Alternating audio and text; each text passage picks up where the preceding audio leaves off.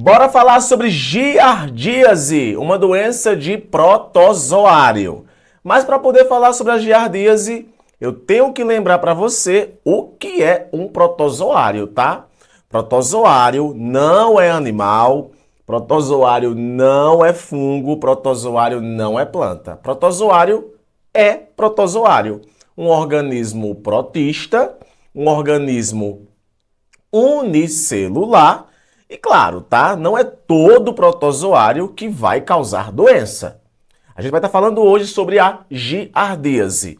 Sempre nas minhas aulas de parasitologia, patologia de doenças, é importante destacar aqui, gente, algumas doenças que são de protozoários. Eu vou listar aqui algumas que sempre vai estar te ajudando a reforçar o nome dessas doenças. Protozoários, geralmente a gente classifica em 4 grupos. O grupo chamado de pseudópodes. Os pseudópodes, protozoários que se locomovem com falsas pernas. Dentre as parasitoses conhecidas desse grupo aqui, a gente destaca a amebíase. Nós temos os cilióforos, que têm algumas doenças, mas são bem mais simples. Mas nós temos o grupo dos flagelados, ou zoomastigóforos. Aí é nesse grupo aqui que o bicho pega. Nesse grupo aqui você vai ter doenças como a giardíase, a doença de Chagas, o tricomonas vaginalis, a tricomoníase e também nós temos a leishmaniose. Na aula de hoje eu vou estar comentando para vocês sobre a giardíase e vamos aqui falar um pouco dela, tá? Já mencionando aqui a sua epidemiologia. Olha só, a giardíase, ela é encontrada em todo mundo. Muita gente já teve essa parasitose, mesmo ela sendo assintomática, tá? Olha, em média, lá nos Estados Unidos, eu poderia colocar do Brasil, né? Mas eu coloquei dos Estados Unidos. Fui menino aqui. Mas olha, das amostras de fezes, 5% das pessoas contém o cisto da giardíase. Aí eu quero voltar aqui para destacar uma coisa para vocês. Quando a gente está falando de protozoários, é um ser vivo. E o ser vivo, ele tem seus comportamentos, tá? No caso da giardíase, você vai encontrar ele basicamente de duas formas. No caso, a Giardia lamblia, que é o representante do causador da giardíase. Ou você vai encontrá-lo na forma de cisto ou na forma de trofozoito. A mesma forma, tá? Que de repente aí para quem viu a aula de amebíase, também lá você encontra uma forma de cisto e uma forma de trofozoito. Essa mesma nomenclatura segue aqui. Para outros protozoários, essas formas vão estar variando de nome, tá? Então, forma de cisto, já percebe que tem nessa doença, mas também vai ter a forma de trofozoito, tá? Metade dos indivíduos são assintomáticos, é uma doença claramente assintomática. Pessoas com deficiência de IgA têm predisposição à infecção sintomática, é importante destacar isso. Ocorre em surtos associados à fonte de água contaminada. Mais uma doença aí das fecal oral, tá? Ligado a água contaminada, comida contaminada, vegetais contaminados. Outra coisa, cloração não mata cisto. Importante destacar para você isso, tá? Colocar cloro na água não mata o cisto ele é muito resistente. Filtração consegue removê-lo. Reservatório natural dessa doença, mamíferos e humanos. E a giardíase é uma doença, gente, muito popular, tá? Muito conhecida. A gente também classifica aí como diarreia dos viajantes. Principalmente quando você está ali tendo contato com alimentos ou com bebidas, água que você não sabe a origem daquilo ali, tá? Então é uma doença, gente, muito conhecida, mas é importante destacar que é diarreia, tá? Literalmente diarreia. E olha como esse protozoário, gente, ele é bonito, tá? Olha só como ele é lindo, tá? Aqui é um trofozoito. Então, o causador da giardíase é a Giardia lamblia. Claro que tem outras espécies, tá, de giardia que podem causar giardíase. Eu vou destacar aqui a Giardia lamblia. Olha só, o gênero Giardia inclui flagelados parasitos do intestino delgado de mamíferos, aves, répteis e anfíbios. tendo sido possivelmente o primeiro protozoário intestinal humano a ser conhecido. Ó, essas fontes que eu coloco aqui, gente, eu retirei dos livros de parasitologia para poder te ajudar, tá? Segundo alguns autores, considerar o hospedeiro de origem não constitui um critério válido, uma vez que, pela análise de DNA, a espécie giardia de diferentes hospedeiros apresentam-se idênticas, enquanto aquelas de um mesmo hospedeiro podem ser marcadamente diferentes.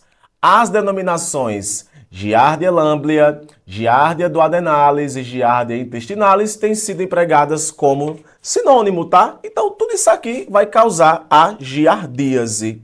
E olha só a morfologia da foto aqui do Instagram desse parasito, tá? Nessa imagem aqui bonitinha, você vê o cisto, tá? Perceba que tem 4 núcleozinhos. E aqui nós temos a forma de trofozoito. E essa forma aqui, a forma cabulosa, é a que de fato vai te causar doença. A giardíase apresenta-se em duas formas, o trofozoito e o cisto. O disco tem sido considerado uma importante estrutura para a adesão do parasito à mucosa. Então esse discozinho aqui, ó, que se conecta à parede da mucosa intestinal, por meio da combinação de forças mecânicas e hidrodinâmicas. O corpo mediano, que é isso aqui, ó. O corpo mediano contém microtúbulos e proteínas contráteis. E sua função também não está bem estabelecida, tá?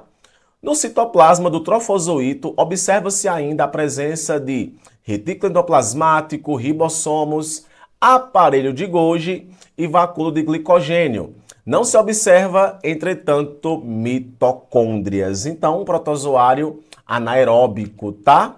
Importante, tá? Abaixo da membrana citoplasmática do trofozoito, existem numerosos vacúolos que acredita-se que tenha papel na pinocitose de partículas alimentares. É importante destacar para vocês isso, porque o protozoário, ele é um organismo heterotrófico, então ele tem que comer. Esses caras aí literalmente vão estar te comendo, tá ligado? Come as coisas que tem no teu intestino, sem contar que ele libera um monte de toxina. E o perigo tá aí, tá? O perigo também tá quando o protozoário sai lá do seu órgão eleito e vai para uma outra parte do corpo. Aí é que o pau vai estar quebrando, tá? Mas geralmente esse cara aqui vai estar no seu intestino, tá bom? Olha aqui a morfologia, tá? Aqui você vê diferentes tipos de giardia, mas ó, como é bonitinho, tá? Ó, aqui é o trofozoito, ó, o trofozoito aqui. Tem um formato periforme, com simetria bilateral, apresentando face dorsal lisa e ventral côncava, apresentando uma estrutura semelhante a uma ventosa, se conectando, né, aqui à parede do seu intestino. Ó, ei, Patrick, aqui é os olhozinhos, né? Não, aqui são os discos, tá? Essa partezinha aqui que vai estar se conectando à parede do seu intestino. Com relação ao ciclo biológico, é muito simples, tá? Para quem assistiu a aula de amebíase, basicamente acontece a mesma coisa. E olha, olhando só aqui a imagem, você já nota para ver o que acontece. Bora pegar o ciclo partindo daqui. A giardia é um parasito monoxênico, ou seja, não vai depender de um hospedeiro intermediário para passar por suas transformações. A via normal da infecção no homem é a ingestão de cisto. Então, ó, ingestão de cistos dormentes. O trofozoito emerge do cisto ativo para se alimentar e se replicar por divisão binária. 1 gera 2.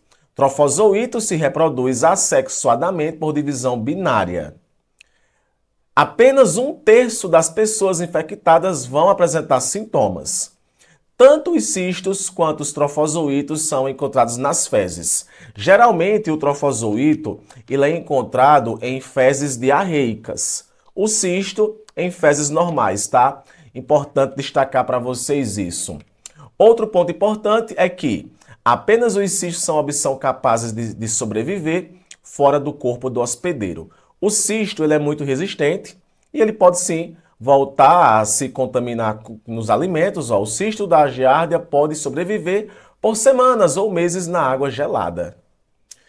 Em voluntários humanos, verificou-se que um pequeno número de cisto, de 10 a 100, é suficiente para a produção de infecção. Após a ingestão do cisto, o desencistamento é iniciado no meio ácido do estômago. Então, quando você ingere o cisto, esse desencistamento acontece no estômago, tá? E é completado no duodeno do jejum, onde ocorre a colonização do intestino delgado pelos trofozoítos. O queco é considerado o principal órgão de encistamento. Interessante, né? Então, esses cistos saem. Só que nas fezes também vai sair trofozoíto. Só que o trofozoíto morre, tá? É uma doença assintomática. E nós temos aqui alguns sintomas clássicos, tá? Diarreia aquosa, com mau cheiro, náuseas, anorexia, flatulência, cólicas abdominais. Isso daí pode durar semanas ou meses e não ocorre febre, né? Essa parte aqui ficou errada, vocês desconsideram. O diagnóstico dessa doença, para poder analisar o trofozoíto ou o cisto, em fezes diarreicas, a gente vai estar encontrando o trofozoíto. Nas fezes evacuadas, a gente vai estar encontrando o cisto, tá? O diagnóstico laboratorial. O clássico exame de ELISA, que é um ensaio de observação, tá? Onde utiliza aí a questão de observação de anticorpos, principalmente. Vai detectar antígenos de Giardia nas fezes. E também tem alguns testes aí, tá? Que não se utilizam tanto, como, por exemplo, o teste do barbante, que eu deixei para vocês lerem aí e ver como é que acontece, tá? O tratamento e a prevenção se dá pelo metronidazol ou hidrocloreto de quinacrina, que também é utilizado. E a prevenção, gente, é o consumo de água fervida, filtrada ou tratada com iodo em áreas endêmicas ou no caso, como é uma doença voltada para viajantes também, tá? Encaminhadas por trilhas. Olha, esse negócio de viajantes é interessante, tá? Conheço muita gente que viajou e teve giardíase. Cai muito em prova, tá? Essa questão de doença dos viajantes, marca lá a opção giardíase. Não há fármaco profilático ou vacina, tá? Muito bem, gente. Olha, são informações interessantes para você que está estudando parasitologia. Essa é a giardíase, tá? Espero muito ter te ajudado. Um abraço. A gente se vê. Sabe quando? Na próxima aula. Até lá!